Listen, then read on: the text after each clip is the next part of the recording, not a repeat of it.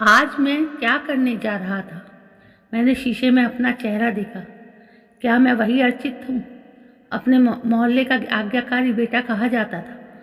आज मैं अपनी माँ को, अपनी पहचान की नींव को कहीं दूर अजनबियों के बीच छोड़कर आने का प्लान बना चुका था।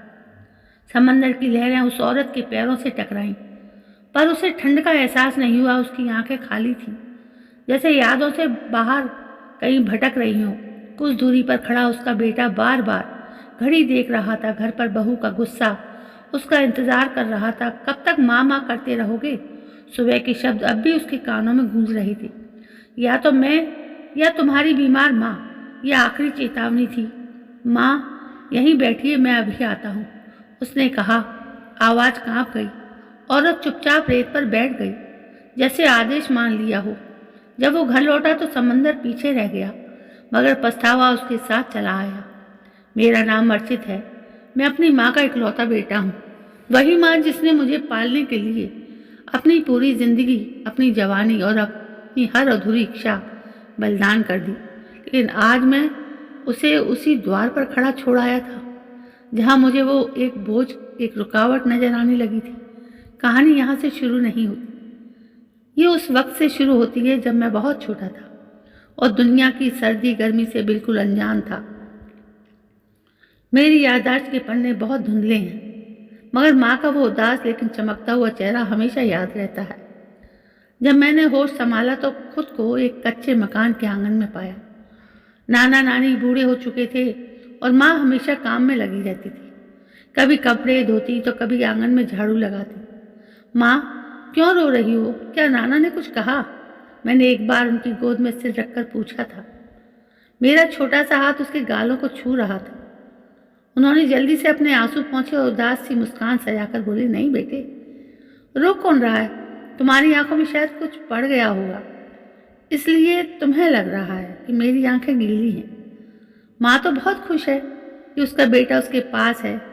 वो जितना छुपाती थी, मुझे उतना ही महसूस होता था कि हम बाकी लोगों जैसे नहीं हैं। मेरे पापा का साया मेरे सिर से तभी उठ गया था जब मैं सिर्फ 2 साल का था। परिवार वालों ने विधवा माँ को बोझ समझा और लालची चाचा और पत्थर दिल सौतेले दादी ने हमें घर से निकाल दिया। सहारा मिला तो नाना के घर पर, मगर वहाँ भी गरीबी का बसेरा था। एक दिन मैंने नाना को माँ से कहते सुना, बेटी, हमारी ज़िंदगी का क्या भरोसा, आज है कल नहीं। तुम अभी जवान हो, अभी तो ज़िंदगी शुरू हुई है, इसलिए शादी कर लो ताकि तुम्हारा भी घर बस जाए। अकेली ज़िंदगी कटती नहीं है बेटी। माँ ने उस दिन पहली बार तेज़ आवाज़ में 2 टूक अंदाज में जवाब दिया। पापा, मेरा सहारा मेरा बेटा बनेगा। मैं उसके साथ ज़िंदगी गुजारूंगी, मगर अब किसी दूसरे आदमी का नाम अपने साथ नहीं जोड़ूंगी। मुझे डर है कि कहीं सौतेली माँ बनकर मैं अपने अर्चित के साथ बुरा व्यवहार ना कर बैठूं, या कोई और उसे वो प्यार ना दे सके जिसका वो हकदार है। उसकी क्या गलती है कि वो मेरी वजह से अपनों के बीच में अजनबी बनकर रहे? मैं उसे अनाथ होने का एहसास नहीं होने दूंगी। वो दिन था और आज का दिन है। माँ ने अपनी जवानी को पूरी तरह जैसे कहीं दफन कर दिया था। वो सिर्फ 25 साल की थी जब विधवा हो गई थी, मगर उन्होंने मेरी खातिर हर सुविधा, हर रिश्ता ठुकरा दिया। अर्चित बेटा, आज नाना की तबीयत ज़्यादा खराब है, तुम घर पर रहो, मैं ज़रा काम से आती हूँ। माँ ने अपना फटा हुआ दुपट्टा सिर पर रखते हुए कहा। उनकी आवाज़ में कमज़ोरी थी, मगर हिम्मत पहाड़ जैसी थी। उनके हाथों में वो निशान थे जो दूसरों के घरों में बर्तन मांजने और पोछा लगाने से पड़ गए थे। वो पूरा पूरा दिन लोगों के घरों में मेहनत करती ताकि मेरे स्कूल की फ़ीस चुका सके। नाना के देहांत के बाद तो जैसे हालात ने हमें दीवार से लगा दिया था। नानी भी बिस्तर से लग गई थी, मगर माँ ने हिम्मत नहीं हारी। मैं खुद बीमार होती, उन्हें अक्सर सिर में बहुत तेज़ दर्द रहता था, मगर वो कभी दवा नहीं लेती। कुछ भी नहीं हुआ बेटा, थोड़ी सी चाय पी लूँगी तो ठीक हो जाऊँगी। तुम ये पैसे रख लो, कल तुम्हारे स्कूल की ट्रिप है ना, वहाँ काम आएंगे। वो हमेशा यही कहती। लेकिन मेरे लिए वो एक से एक अच्छे जूते, नए कपड़े, साफ सुथरी ड्रेस हमेशा वक्त पर लेकर आती। मुझे कभी किसी चीज़ की कमी महसूस नहीं होने दी। एक बार मुझे तेज बुखार हुआ तो पूरी रात मेरे सिर के पास बैठी रही। सर्दी की कड़कड़ाती रात में उनके पास ओढ़ने के लिए ठीक से कंबल भी नहीं था, मगर वो मुझे अपने गर्म गोद में छिपाकर रखती। माँ, आप सो जाइए, मैं ठीक हूँ, अब बुखार कम हो गया है, मैंने फिक्र करते हुए कहा था। जब तुम ठीक हो जाओगे बेटा, तब मुझे नींद आएगी ना। अर्चित, तुम ही तो मेरा सब कुछ हो, मेरी पूरी जिंदगी की कमाई, मेरा गुरूर। बस तुम पढ़ लिख कर बड़े आदमी बन जाओ, मेरी सारी थकान उतर जाएगी। उन्होंने मेरे माथे पर प्यार से हाथ फेरा। वक्त पंख लाकर उड़ता गया। मैं पढ़ लिख कर एक मल्टीनेशनल कंपनी में अच्छी पोजीशन पर काम करने लगा। अब हालात बदल चुके थे। हमने नाना के उस पुराने कच्चे घर की मरम्मत करवा कर एक नया और शानदार घर बनवा लिया। मैं अब कामयाब नौजवान था। मेरा एकमात्र मकसद माँ को वो सारी खुशियाँ देना था जिनका उन्होंने मेरी खातिर बलिदान किया था। अब आपको किसी के घर काम करने की ज़रूरत नहीं है माँ, आप सिर्फ आराम करेंगे और मैं आपकी सेवा करूँगा, मैंने प्यार से उनका हाथ पकड़कर कहा था। माँ की आंखों में खुशी के तारे झिलमिला उठे थे। बेटा, तू कामयाब हो गया, मेरी तो बरसों की प्रार्थना भगवान ने मंजूर कर ली। अब बस मेरी एक ही इच्छा है कि इस घर में एक अच्छी और प्यारी सी बहू आ जाए। अब कंपनी के दौरान ही मुझे शिवानी पसंद आ गई। वो खूबसूरत, पढ़ी लिखी, ऊंचे ख्यालों की लड़की थी।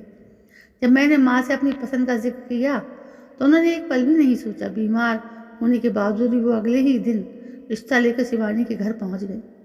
अर्चित की पसंद मेरे सिर आंखों पर है। माँ ने खुशी से शिवानी के सिर पर हाथ फेरा और अपनी एकमात्र सोने की चूड़ियाँ उसे पहना दी।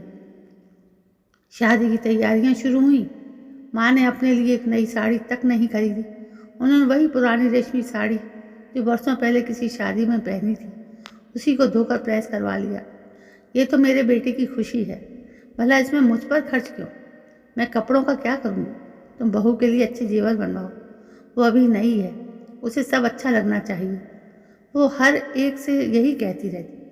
लेकिन इसी दौरान माँ की तबीयत बिगड़ने लगी। वर्षों की मेहनत, अच्छी खुराक न मिलना और खामोशी से सब बर्दाश्त करने की वजह से डिप्रेशन ने उनके दिमाग पर असर करना शुरू कर दिया। शादी के कुछ दिन पहले ही उन्हें पहला दौरा पड़ा। वो अचानक सब कुछ भूल गई, यहाँ तक कि मुझे भी पहचानने से इनकार कर दिया।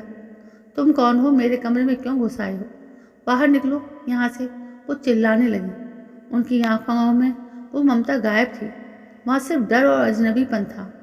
डॉक्टर ने चेकअप के बाद बताया ये डिमेंशिया है, जो भयंकर मानसिक दबावों और पुराने सदमों को नतीजा है।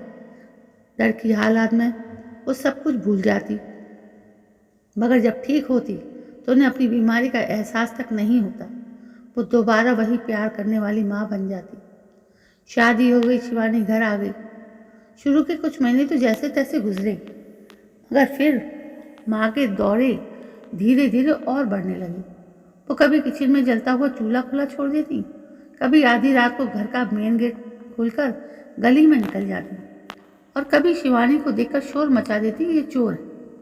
अर्चित, ये क्या मजाक है? तुम्हारी माँ ने आज फिर मेरे दहेज के कपड़े अलमारी से निकालकर आंगन में फेंक दिए और कहने लगी ये किसी और के हैं। मैं ये सब बर्दाश्त नहीं कर सकती, शिवानी ने गुस्से से दहाड़ते हुए कहा। शिवानी प्लीज़ यार, वो बीमार है, वो जानबूझकर ऐसा नहीं करती, तुम थोड़ा सा धैर्य रखो। मैंने उसे गले लगाकर शांत करवाने की कोशिश की। धैर्य रखो अर्चित, मैं यहाँ एक पत्नी बनकर आई थी, कोई नर्स बनकर नहीं। लोग घर में आते हैं तो मुझे शर्मिंदगी होती है कि मेरी सास मानसिक मरीज है। मोहल्ले वाले तरह तरह की बातें करते हैं। मुझे लगता है कि उनके साथ रहते रहते मैं खुद पागल हो जाऊंगी। या तो उन्हें किसी पागलखाने में भेजो या फिर मैं ही चली जाती हूँ। शिवानी के शब्द जहर से भरे हुए थे। धीरे धीरे शिवानी की रोज़ रोज़ की शिकायतों ने मेरे दिल में जगह बनानी शुरू कर दी थी। मैं जब ऑफिस से थका आ रहा था, शिवानी की तीखी बातें और तानों का सामना करना पड़ता। मोहल्ले के लोगों की अजीब नज़रें मेरे लिए बोझ बनती जा रही थी। मुझे महसूस होने लगा था कि मेरी तरक्की, मेरी जवानी जिंदगी का सुकून और मेरा चमकता हुआ भविष्य उस बीमार औरत की वजह से दांव पर लग गया है। वो औरत जिसने मुझे जन्म दिया था अब मुझे अपनी दुश्मन लगने लगी थी। आखिर तुमने क्या सॉल्यूशन निकाला है शिवानी? मैं उन्हें किसी अस्पताल में नहीं भेज सकता, लोग बातें करेंगे। एक रात मैंने परेशान होकर शिवानी से पूछा, तुम ही बताओ कि क्या सॉल्यूशन है? वो बोली, सॉल्यूशन बहुत ही साधारण है, उन्हें कहीं दूसरे शहर ले जाकर छोड़ आओ जहाँ पर कोई भी उन्हें जानता ना हो और ना ही उनका कोई पता मिले। अगर वे यहाँ रहीं तो हमारी ज़िंदगी नरक बन जाएगी। देखो अर्चित, हमें अपनी ज़िंदगी जीनी है, हमें अपने भविष्य के बारे में सोचना है। कब तक इस बोझ को ढोते रहेंगे? शिवानी ने मेरे कंधे पर सिर रखकर धीमे और साफ अंदाज में कहा। उस रात मैं एक पल के लिए भी नहीं सो सका। ज़मीर की आवाज़ तेज़ थी, मगर पत्नी की मोहब्बत और सुकून से भरी ज़िंदगी जीने की ख्वाहिश उससे ज़्यादा ताकतवर साबित हो रही थी। मैंने फैसला कर लिया कि मैं माँ को किसी ऐसी जगह छोड़ कर आऊँगा जहाँ से वो कभी वापस ना आ सकें। सूरत का समंदर किनारा इस काम के लिए बेहतरीन था। वहाँ बहुत भीड़ होती थी और माँ को अक्सर दिन के वक्त ही दौरे पड़ते थे। आज वही मनहूस दिन था। मैंने माँ से झूठ कहा कि हम लोग घूमने जा रहे हैं। वो छोटे बच्चे की तरह खुश थी। उन्होंने वही पुरानी रेशमी साड़ी पहनी हुई थी। अर्चित बेटा, सच में तुम मुझे समुद्र दिखाने ले जा रहे हो? तुम कितने अच्छे बेटे हो। उन्होंने मासूमियत से मेरा हाथ पकड़कर पूछा। हाँ माँ, आप बहुत दिनों से घर में बंद थी, आज हम लोग खूब घूमेंगे फिरेंगे। मैंने उनकी आंखों में झांकने की हिम्मत न करते हुए नजरें चुरा कर रखा। हम समुंदर किनारे पहुँचे। वहाँ लोगों की काफ़ी भीड़ थी। समंदर की लहरें शोर मचा रही थीं। बच्चे अपने माँ बाप के साथ रेत के घर बना रहे थे। मैंने अपनी माँ का हाथ मजबूती से पकड़ा हुआ था, लेकिन जैसे ही हम भीड़ के बीच पहुँचे मैंने महसूस किया कि माँ का हाथ ढीला पड़ गया है। उनकी नज़रें भटकने लगीं। वही खास तरह का दौरा अब उनके चेहरे पर दिखने लगा था। अर्चित, ये कहाँ आ गए हम? ये इतने लोग कौन हैं? मेरा घर कहाँ है? उनकी आवाज़ में घबराहट बेयकीनी थी। यही वो मौका था जिसका मैं इंतज़ार कर रहा था।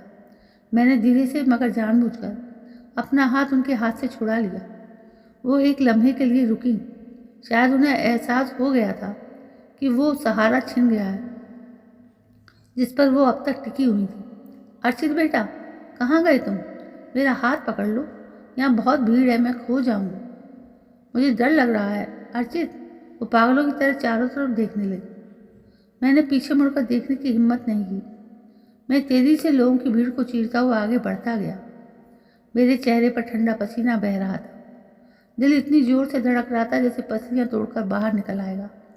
पीछे से उनकी दर्दनाक आवाज़ अब भी सुनाई दे रही थी। अर्चित बेटा, मेरी बात सुनो, मुझे अकेला मत छोड़ो। लेकिन मैं भागता रहा। मैं अपनी माँ को, अपनी ज़िंदगी को उस बेरहम भीड़ और लहरों के रहमो करम पर अकेला छोड़ आया था।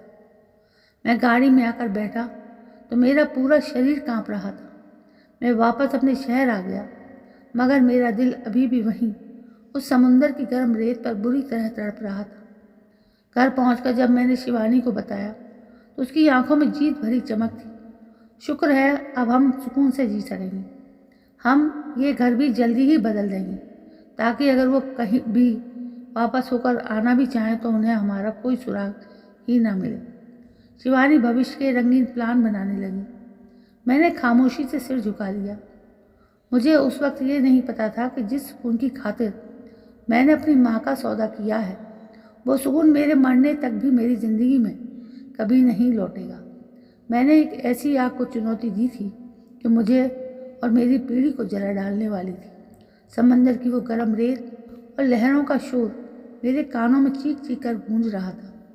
यह जो सफ़र मैंने अपने घर तक तय किया था वो किसी बेजान लाश की तरह तय किया था। लेकिन शिवानी बहुत खुश थी। उसके अंदाज में कोई पश्चाताप या अफसोस नहीं था, बल्कि एक अजीब सी खनक थी।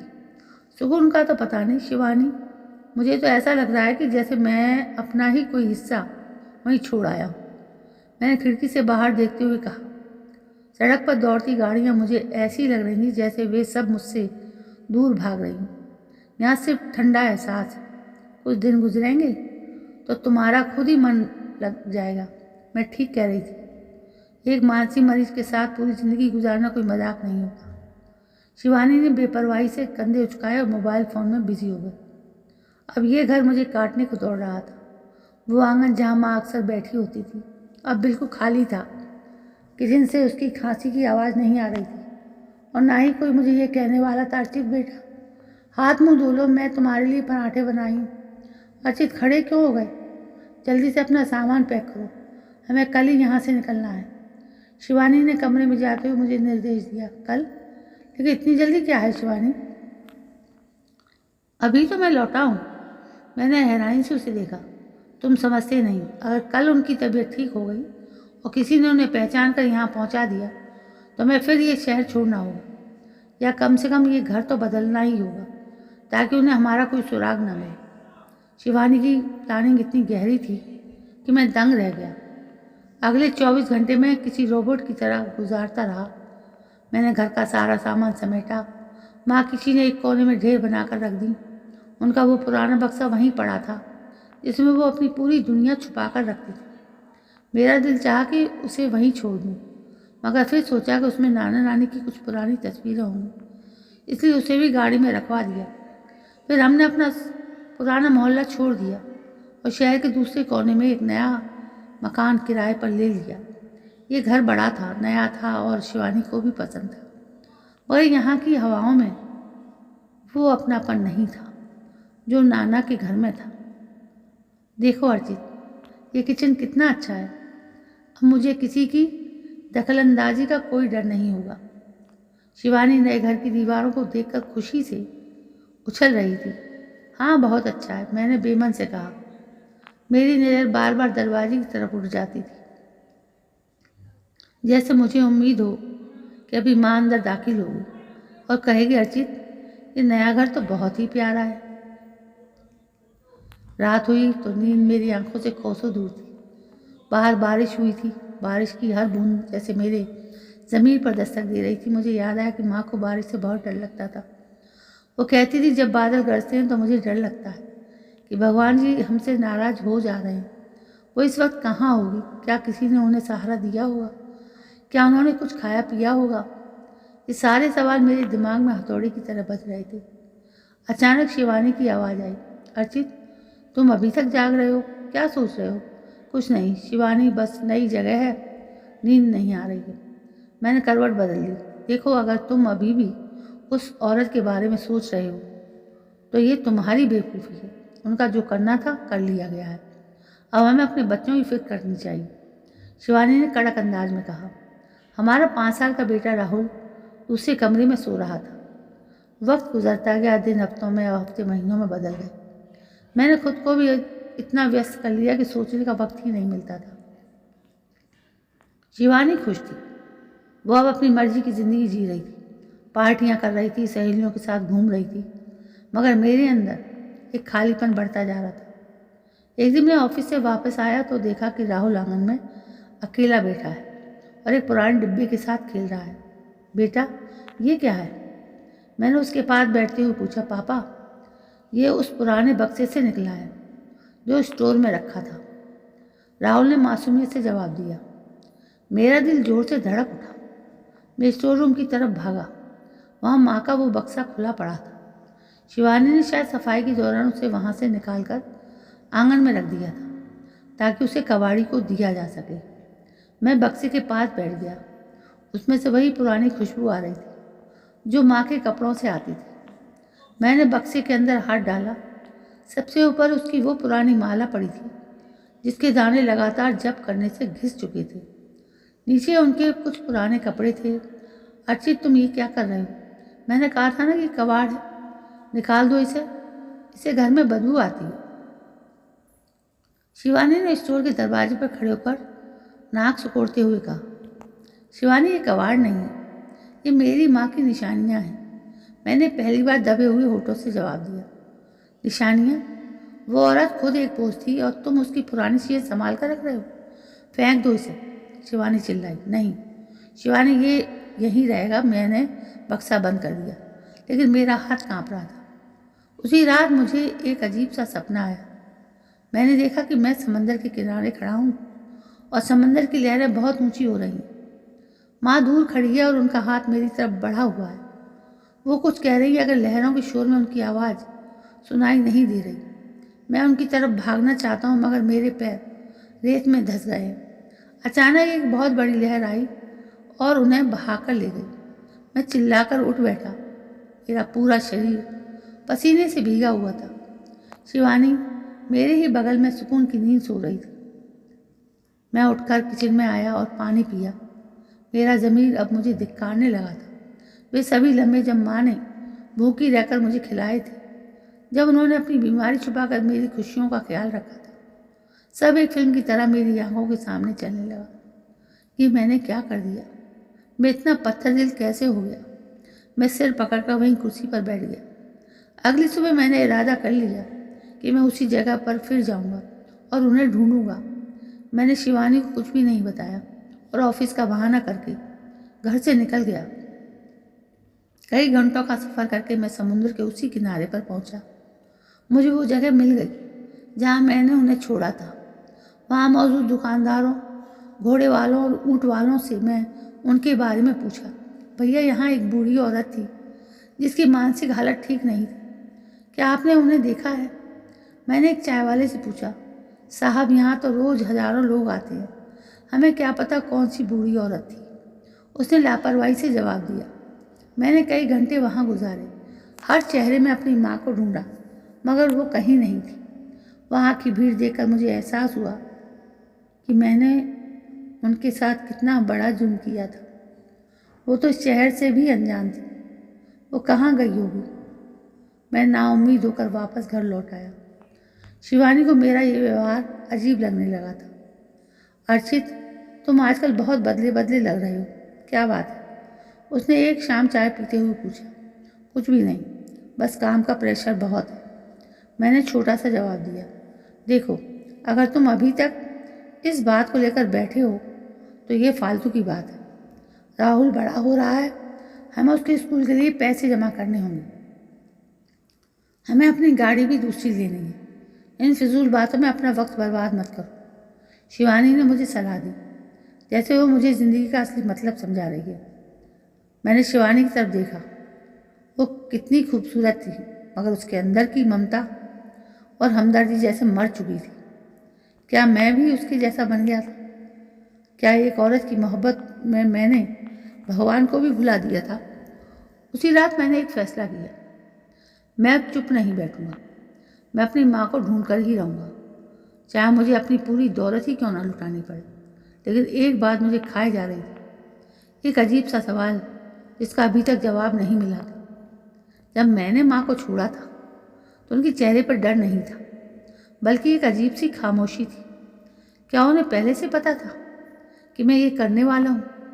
ये सवाल मुझे बेचैन कर रहा था। मैंने सोचा कि शायद माँ के उस बक्से में कोई ऐसी चीज़ हो जो मुझे उनके बारे में कुछ बता सके। मैं दोबारा स्टोर रूम में गया और बक्सा खोला। इस बार मैंने एक एक कपड़े को ध्यान से देखना शुरू किया। वहाँ उनकी वही साड़ी भी थी जो उन्होंने मेरी शादी पर पहनी थी। मैंने उसे उठाया तो वो मुझे बहुत भारी लगी। उसके अंदर कुछ था। मैंने कपड़े की परतें खोली तो मेरी आंखें खुली की खुली रह गई। मैंने पर्स खोला तो उसमें कुछ पुराने नोट, मेरे बचपन की एक तस्वीर और एक कागज़ निकला। वो कागज़ कोई रसीद नहीं बल्कि एक वसीयतनामा था जो नाना ने मरने से पहले माँ के नाम किया था। उसमें लिखा था, नाना का वो घर जिसे मैंने दोबारा बनवाया था वो दरअसल कानूनी तौर पर माँ के नाम पर था। मैंने तो सिर्फ उसकी मरम्मत करवाई थी मगर उसकी असली मालकिन माँ थी। मेरा सिर चक्कर खाने लगा। अगर वो घर माँ का था तो मैंने उन्हें उनके अपने ही घर से बेदखल कर दिया था। मैंने शिवानी के कहने पर उनका अधिकार मारा था। अर्चित, तुम फिर ये कबाड़ लिए बैठे हो? शिवानी की आवाज़ ने मुझे चौंका दिया। मैंने जल्दी से वसीयतनामा छुपा लिया। शिवानी, अगर माँ वापस आ गई तो क्या तुम उन्हें एक्सेप्ट करोगी? मैंने उसकी आंखों में देखकर पूछा। कभी भी नहीं। वो पन्ना बंद हो चुका है। अर्चित, उसे दोबारा खोलने की कोशिश मत करना, शिवानी ने दो टूक अंदाज में कहा और वहाँ से चली गई। मैं वहीं अंधेरे में बैठा रहा। मुझे अब एहसास हुआ कि मैंने सिर्फ अपनी माँ को नहीं छोड़ा था, बल्कि अपनी हर चीज़ दाव पर लगा दी थी। वो बक्सा मेरे लिए सिर्फ एक बॉक्स नहीं था, बल्कि राज की एक ऐसी किताब थी जिसका हर पन्ना मुझे मुजरिम साबित कर रहा था। मगर अभी असली इम्तिहान बाकी था। वो चिट्ठी जो माँ ने मेरे लिए लिखी थी, वो अभी तक मेरे सामने नहीं आई थी। मुझे नहीं पता था कि माँ ने मेरे हर इरादे को पहले ही भांप लिया था। वो मानसिक मरीज जरूर थी, मगर एक माँ की ममता कभी बीमार नहीं होती। मैंने बक्से को दोबारा बंद कर दिया, मगर मेरी आत्मा कहीं और भटक रही थी। मुझे लग रहा था कि माँ कहीं पास ही है और मुझे देख रही है। मुझे माफ़ कर दो माँ। मेरे होठों से एक दबी सी आ निकली। बाहर रात का अंधेरा गहरा हो चुका था और मेरे गुनाहों का बोझ भी। अब मुझे उस रास्ते पर चलना था जहाँ सिर्फ पछतावा ही पछतावा था, मगर मंजिल का कोई निशान नहीं था। अब मेरी ज़िंदगी का असली इम्तिहान शुरू होने वाला था। वक्त अपनी रफ्तार से गुजर रहा था, मगर मेरे लिए जैसे घड़ियाँ रुक गई थी। नए घर की मुश्किलें, महंगा फर्नीचर और शिवानी की हंसी मजाक, ये सब मिलकर भी मेरे अंदर से सन्नाटे को खत्म नहीं कर पा रहे थे, जो माँ के जाने के बाद पैदा हुआ था। मैं अक्सर रात को उठकर आंगन में बैठ जाता और घंटों उस दीवार को देखता जहाँ से पक्षी उड़कर कहीं दूर चले जाते। अर्चित, तुम यहाँ आकर क्यों बैठ गए हो? क्या तुम्हें अपनी हेल्थ का कोई ख्याल नहीं है? शिवानी ने बरामदे में आते हुए झुंझलाकर पूछा। उसकी आवाज़ में अब वो प्यार नहीं था, बस एक ऊब थी। हेल्थ? शिवानी, क्या तुम्हें कभी महसूस होता है कि इस घर में हम 3 नहीं बल्कि 4 लोग रहते हैं? मैंने खाली नज़रों से उसे देखा। मेरी आंखों के आसपास काले घेरे उभर आए। तुम्हारा मतलब क्या है? देखो अर्चित, माँ का कोई इलाज नहीं था। तुम बेकार में गुजरी हुई बातों को अपनी ज़िंदगी बना रहे हो। शिवानी ने लापरवाही से कहा और अपने बाल संवारने लगी। उसे अब सिर्फ अपनी खूबसूरती और सोशल पार्टियों की फिक्र रहती थी। वो गुजरी हुई बात नहीं है शिवानी, वो मेरी माँ थी। मैंने धीमे अंदाज में कहा। मेरे अंदर एक अजीब सी बेचैनी पड़ रही थी, जैसे कोई चीज़ मुझे अंदर ही अंदर खा रही हो। दिन गुजरने के साथ साथ मेरी हालत बदलने लगी। ऑफिस में काम के दौरान मैं अक्सर खो जाता। एक बार तो बॉस ने मुझे फाइल देते हुए 3 बार बुलाया, मगर मैं कहीं और ही था। मुझे ऐसा लगता जैसे कोई मुझे पुकार रहा हो। अर्चित बेटा, मेरा हाथ पकड़ लो। एक शाम जब मैं घर वापस आया तो राहुल आंगन में अकेला बैठा रो रहा था। उसके घुटने पर चोट लगी थी और खून बह रहा था। शिवानी कमरे में किसी से फ़ोन पर हंस हंस कर बातें कर रही। शिवानी, राहुल को चोट लगी और तुम यहाँ फ़ोन पर लगी हो, मैंने गुस्से में चिल्लाकर कहा। मेरे अंदर का लावा आज फट पड़ा था। अरे तो क्या हुआ? बच्चे तो गिरते ही रहते हैं, तुम इतना हाइपर क्यों हो रहे हो?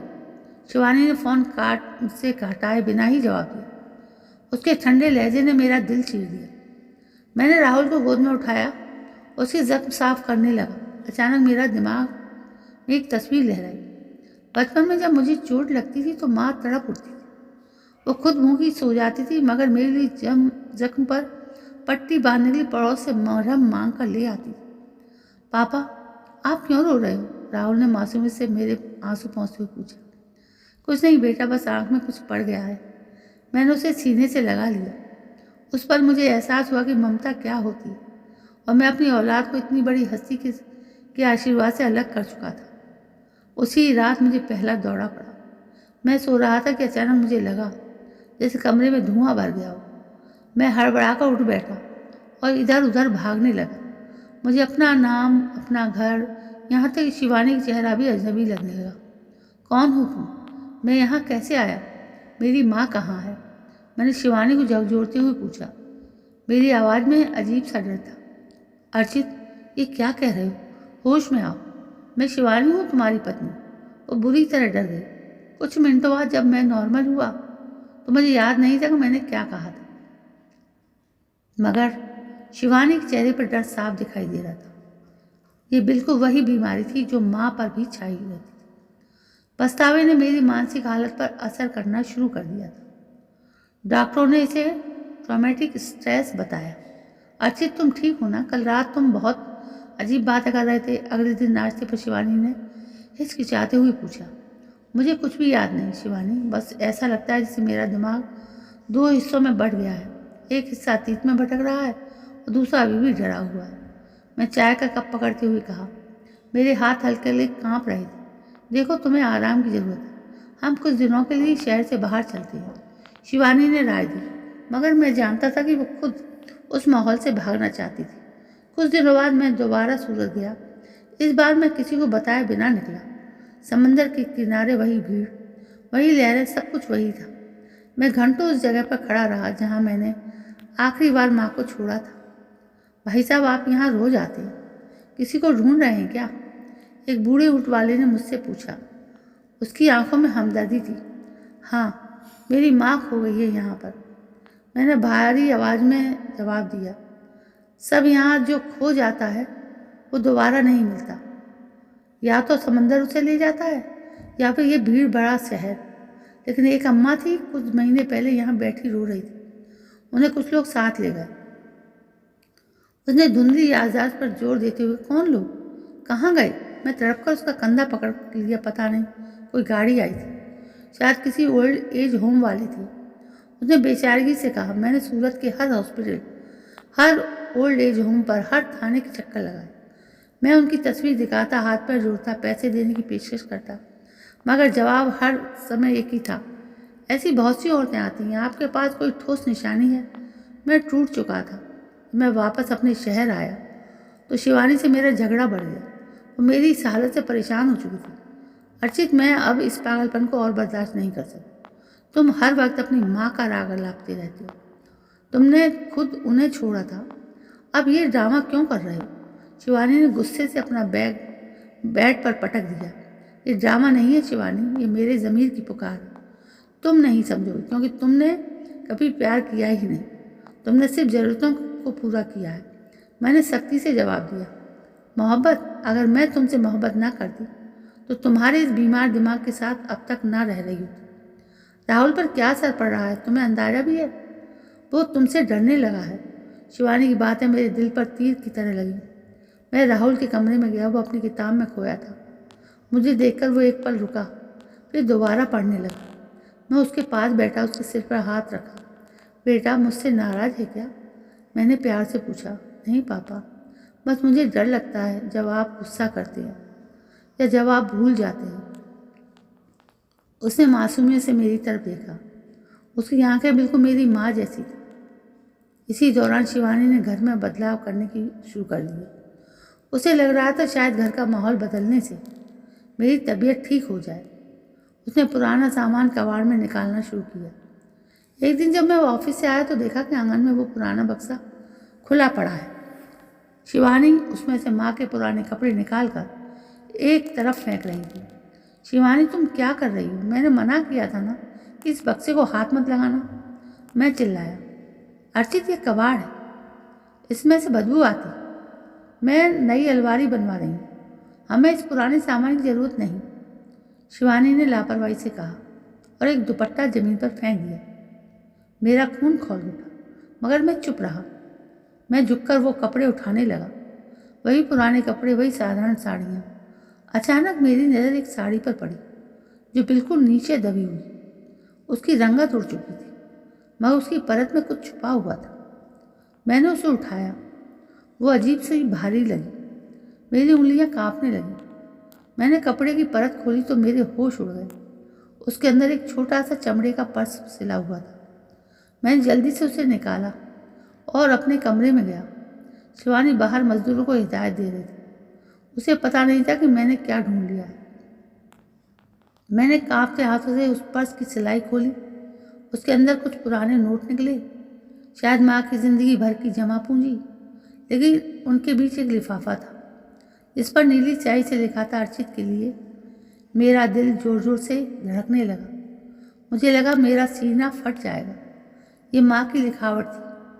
वो कांपते शब्द, वही अक्षर जैसे उन्होंने कभी मेरी स्कूल कॉपी पर लिखा था। मैंने लिफाफा खोलने की कोशिश की, मगर हिम्मत जवाब दे गई। मुझे लगा जैसे उसके अंदर से माँ की सिसकियाँ सुनाई दे रही हूँ। क्या लिखा होगा इसमें? क्या उन्होंने मुझे बद्दुआ दी होगी या फिर कोई आखिरी शिकायत? बाहर बादल गरज रहे थे। वही काली रात, वही बारिश जो मन को डरा रही थी। मैंने खिड़की से बाहर देखा। आसमान से गिरती हर बूंद जैसे मुझसे कुछ पूछ रही थी। तुमने उसे कहाँ छोड़ा? शिवानी कमरे में आई। उसके चेहरे पर अब वही बेरुखी थी। अर्चित, कहाँ लग गए हो? उसने पूछा। मैंने वो लिफाफा जल्दी से तकिए के नीचे छुपा दिया। मैं नहीं चाहता था कि शिवानी को उसका पता चले। रात के पिछले पैर जब पूरा घर सो रहा था, मैंने धीरे से वो चिट्ठी निकाली।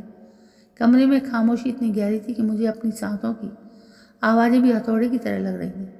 मैंने लिफाफे का कोना पकड़ा, चिट्ठी के अंदर से निकाला कागज़ आंसुओं के धब्बों से भरा हुआ था। जैसे ही मेरी नज़र पहली लाइन पर पड़ी, मेरे पैरों तले ज़मीन खिसक गई और आंखों के सामने अंधेरा छाने लगा।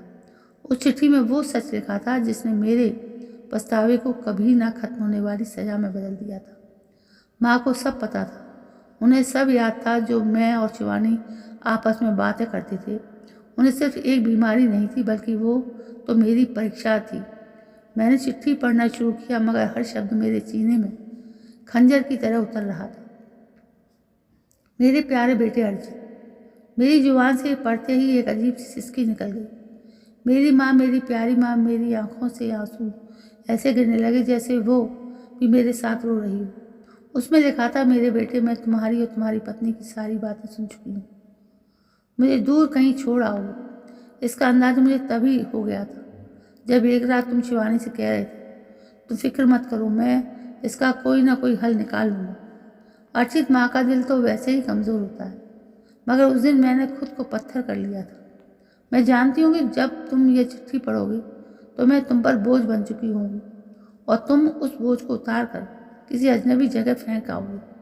मुझे दौरे पड़ते हैं और मुझे कुछ याद नहीं रहता, ये सच है, लेकिन मेरा दिल कभी नहीं भूलता कि तुम मेरे वही छोटे अर्चित हो जिसे मैंने लोगों के घरों में बर्तन मांजकर और एक वक्त की रोटी खाकर पाला है। तुम्हारा चेहरा मुझे डर की हालत में भी नहीं भूलता। जब तुम बचपन में बीमार पड़ते थे तो मैं कई कई रातें तुम्हारे सिरहाने जाग कर गुजारती थी। अगर मेरा वजूद तुम्हारी खुशियों में रुकावट है तो मैं खुद तुम्हारे साथ चलूँगी, मैं तुम्हें रोकूंगी नहीं। मैंने वो चिट्ठी अपने सीने से लगा ली। मेरे अंदर कयामत टूट पड़ी। माँ को सब पता था। वो जानते बूझते उस मुश्किल सफ़र पर मेरे साथ चल पड़ी थी ताकि उनका बेटा खुश रह सके। मैं तुम्हें बद्दुआ नहीं दूंगी अर्चित, क्योंकि माँ की जुबान पर बद्दुआ नहीं आती। मगर मेरी बात याद रखना हमेशा, भगवान से डरना, क्योंकि माँ को छोड़ने वाले को दुनिया कभी सुकून नहीं देती। मैं तुमसे नाराज़ नहीं हूँ, बस एक प्रार्थना है, तुम कभी वो दिन ना देखना जो तुम मुझे दिखा रहे हो। कल को तुम्हारी औलाद भी तुम्हें ऐसे ही ना छोड़ दे जैसे तुम मुझे छोड़कर आए हो। उसी पल मुझे अपने पीछे किसी की मौजूदगी का एहसास हो। मैंने मुड़कर देखा, मेरा बेटा राहुल दरवाजे पर खड़ा था। उसके मासूम चेहरे पर ऐसी संजीदगी थी और दुख था, और उसकी उम्र से भी कहीं ज़्यादा। पापा, आप रो रहे हो? क्या आपको भी दादी की तरह दौरे पड़ रहे हैं? राहुल ने पास आकर मासूमियत से पूछा। मैंने उसे गले लगाना चाहा, मगर वो एक कदम पीछे हट गया। उसकी आंखों में ऐसा सवाल था जिसने मेरी आत्मा के टुकड़े कर दिए थे। पापा, एक बात पूछूं? जब आप बूढ़े हो जाओगे और आपको डर लगने लगेगा तो मैं भी आपको समंदर पर छोड़ आऊँगा ना, और फिर हम अपना घर बदल लेंगे ताकि आप हमें ढूंढ ना सको। मैंने सब सुना था पापा, आप मम्मी से कह रहे थे कि दादी अब बोझ बन गई। अपने 7 साल के बेटे के मुंह से ये बात सुनकर मैं दंग रह गई। मैं बड़ा हो रहा हूँ पापा, मैं आपसे सब सीख रहा हूँ कि अपने बुजुर्गों के साथ क्या करना है। राहुल की शब्द नहीं थी, वो जलते हुए कोयले थी जो उसने मेरे कलेजे पर रख दिए थे। नहीं राहुल, ऐसा नहीं कहते बेटा, मेरा मतलब वो नहीं था। मेरे होठों से बड़ी मुश्किल से ये शब्द निकले, मगर वे शब्द मेरा साथ नहीं दे रहे थे। क्यों पापा, आपने भी तो यही किया था ना, दादी का हाथ छोड़ दिया था। मैंने वो दिन देखा था जब आप वापस आए थे और मम्मी बहुत खुश हो रही थी। मैं आपका बेटा हूँ, मैं वही करूँगा जो आपने किया। राहुल ये कहकर कमरे से बाहर निकल गया। मुझे ऐसा लगा जैसे वो मुझे मेरी अपनी ही तस्वीर दिखा रहा हो। मेरा पूरा शरीर कांपने लगा। पछतावा भी एक नासूर बनकर मेरी रगों में दौड़ रहा था। मैं पागलों की तरह उठा और शिवानी की तरफ बढ़ा, जो अभी तक वहीं खड़ी तमाशा देख रही थी। उसके चेहरे पर डर की लकीरें साफ दिखाई दे रही। देख लिया शिवानी, ये तुम्हारी परवरिश है। तुमने मेरे मासूम बेटे के दिमाग में जहर भर दिया। तुमने मुझसे मेरी माँ छीनी और आज मेरा बेटा मुझसे मेरा भविष्य छीन रहा है। तुमने कहा था ना कि हम सुकून से रहेंगे। देखो कितना सुकून है इस घर में। मैं तुम्हें और दुख से चिल्लाया, अर्चित होश में आओ, ये सब तुम खुद कर रहे हो, मैंने तो बस तुम्हें राय दी थी। शिवानी भी चिल्लाई, खामोश, दफा हो जाओ मेरी नज़रों से। तुम्हारी वजह से मैंने अपनी खुशियाँ बेच दी। आज से मेरा और तुम्हारा कोई रिश्ता नहीं। अगर तुम मेरी माँ को एक्सेप्ट नहीं कर सकते तो मैं अभी जा रहा हूँ। मैंने ढूंढ कर लाऊंगा, वरना कभी वापस नहीं आऊँगा। मैंने झटका दिया और घर से बाहर निकल गया। मैं सीधा समंदर पर पहुंचा। आज समुद्र का शोर ताने बनकर मेरे कानों से टकरा रहा था। अर्चित, कहाँ है तेरी माँ? लहरें जैसे मुझसे सवाल कर रही थीं। मैं रेत पर घुटनों के बल बैठ गया और दहाड़ मार कर रोने लगा। माँ, मुझे माफ़ कर दो, मैं गुनहगार हूँ, मैं शैतान बन गया था। मैंने कई हफ्ते फिर उन्हीं सड़कों पर गुजारे। एक बार फिर हर ओल्ड एज होम, हर हॉस्पिटल, हर मंदिर की खाक छानी, जहाँ लावारिस लोग तन्हा रहते हैं। मैं खुद पागल बन चुका था। मेरे कपड़े गंदे हो चुके थे, दाढ़ी बढ़ गई थी और मुझे भी मानसिक दबाव की वजह से दौरे पड़ने लगे थे। मैं सड़क पर चलते चलते रुक जाता और लोगों के सामने हाथ जोड़कर पूछता, क्या आपने मेरी माँ को देखा है? उन्होंने सूती साड़ी पहनी हुई थी, वो मुझे ढूंढ रही होंगी। लोग मुझे पागल समझकर धक्का दे देते या तरस खाकर कोई सिक्का मेरी तरफ उछाल देते।